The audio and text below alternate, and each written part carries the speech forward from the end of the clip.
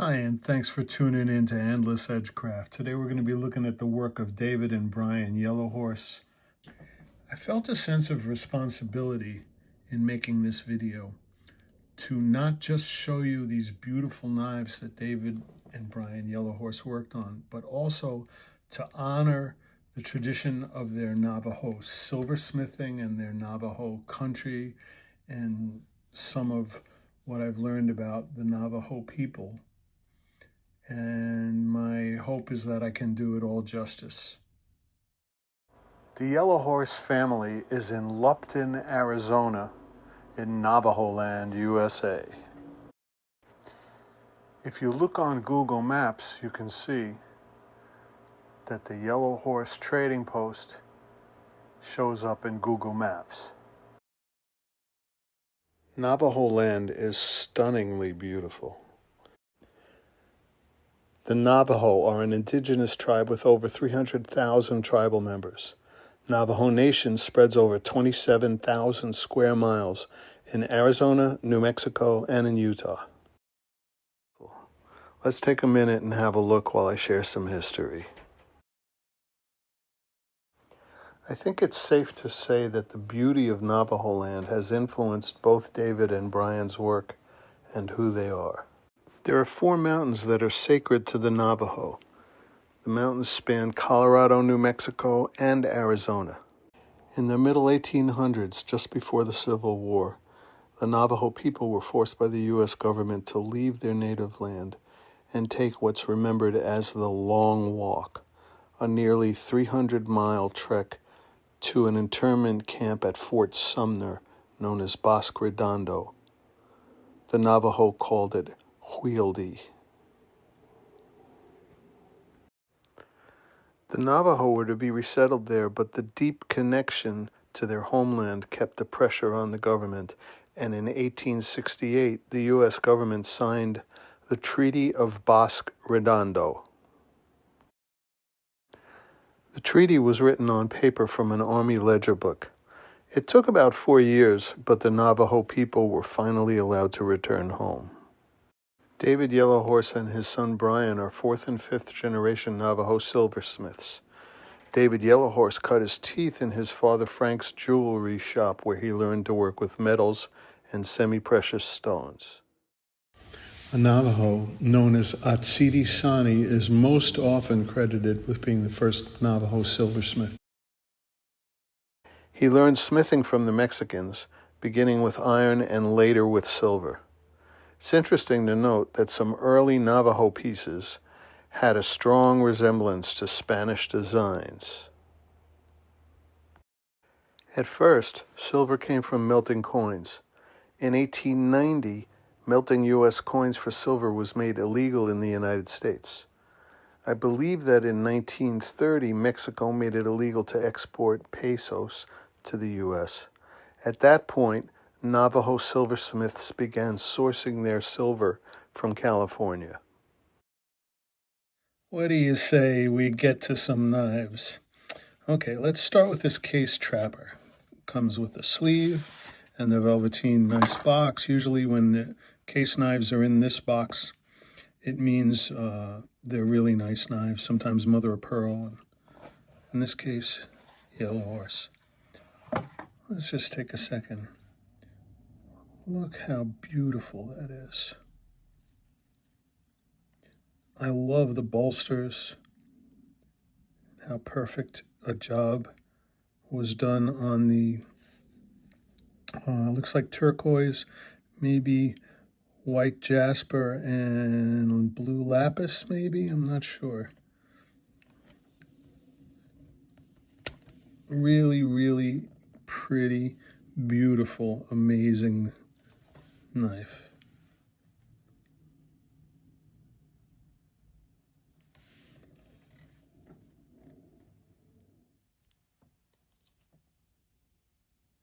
The next case knife we're going to look at also has the sleeve, but this one's in a Case Brothers tin. It's a canoe.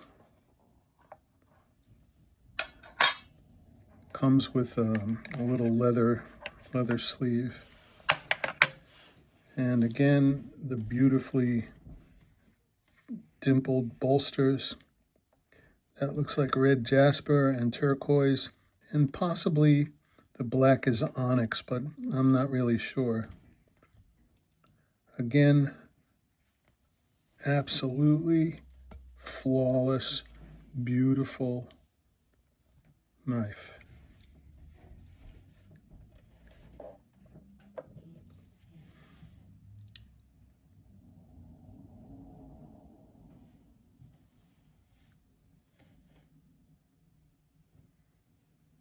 I love that it's a canoe pattern and it has a canoe.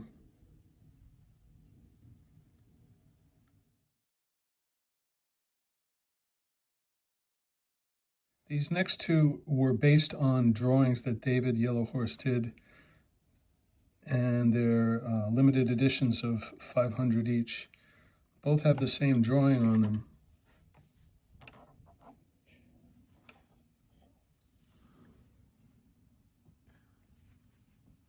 Not as high-end as the other ones, but certainly within financial reach of a lot of collectors. Same drawings on the other knife. Really nice knives. Leaving case for a moment, this next one is a buck. Has beautiful silver horse, and look how nice those little banded inlays are. There's stones in those little spaces. Looks like turquoise, red jasper, maybe onyx, but there's little stones in the little spaces there. The bolsters on this one still have decorations on them, beautiful bolsters, but also these are brass bolsters, where the case that I just showed you had nickel silver bolsters. Beautiful mint knife, lockback. Perfect in every way.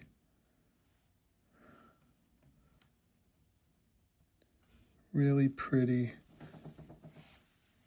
And just beautiful. I mean, mirror polished blade. Beautiful. This one didn't come in a box or anything. I love this knife.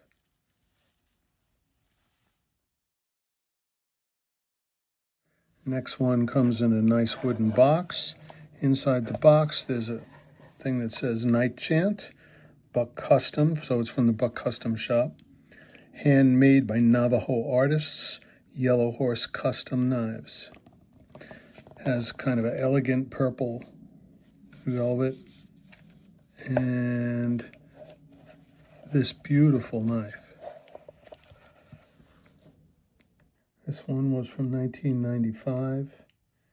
It's etched Yellowhorse Custom 95. And look how pretty that is. I'm not sure what the orange stone is. Or even the purple I'm not so sure of.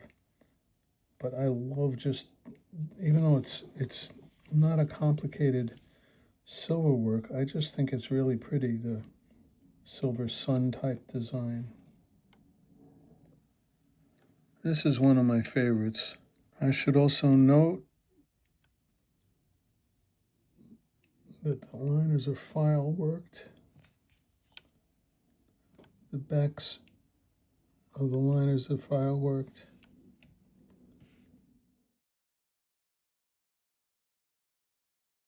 This next one also comes in a nice wooden box. First box that has a latch on it. Nice blue insert.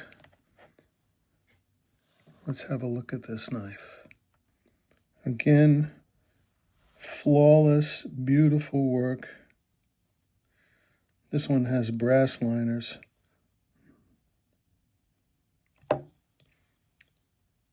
This is the first one of the ones that I've looked at that has mother of pearl. It looks like onyx, maybe turquoise. The brass bolsters are worked in a very, very beautiful way. Again, the signature, David Yellowhorse. Flawless, amazing folder.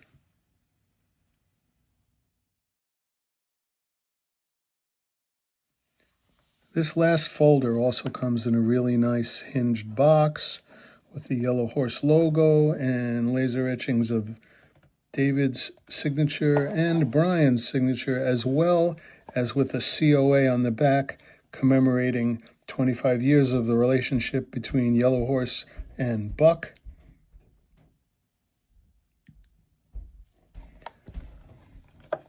Let's take a look at this beautiful knife. There's the 25 years in the bolster. David Yellowhorse in silver. Some bloody jasper, turquoise, beautiful silver inlays, whatever black stone that is. It's also signed and serialized. Let me see, maybe that's on the other side. Yeah. Signature, Brian did this one, and it's number 93 of 500. Mirror polished blade. Everything is beautiful and perfect. How can you not love this knife? We'll finish the video with this Howling Wolf Bowie. It's a case Bowie, comes in a regular case Bowie box, but has this COA that says, David and Brian have combined their talents in the inlays of this great case Bowie knife.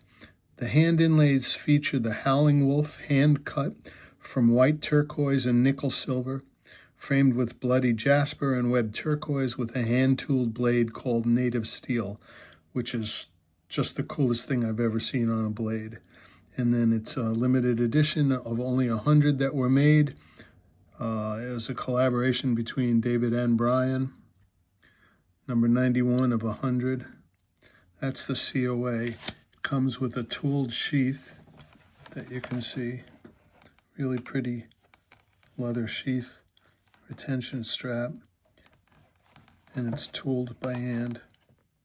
Just look at how gorgeous that is. This is the steel they call native steel.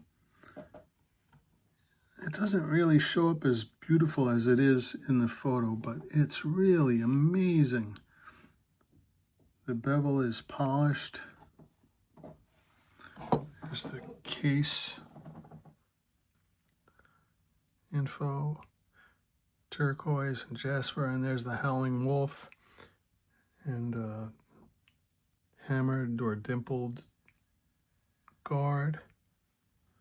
This thing is a beast of a gorgeous, gorgeous knife, and I'm in love with it. I just think it's the most beautiful thing.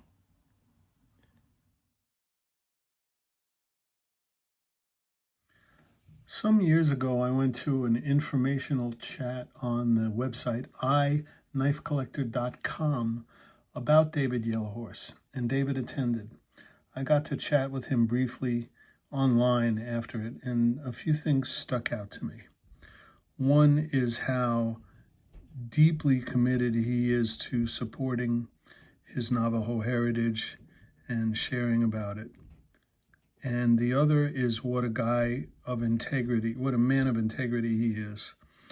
And we're lucky to have him in the knife community.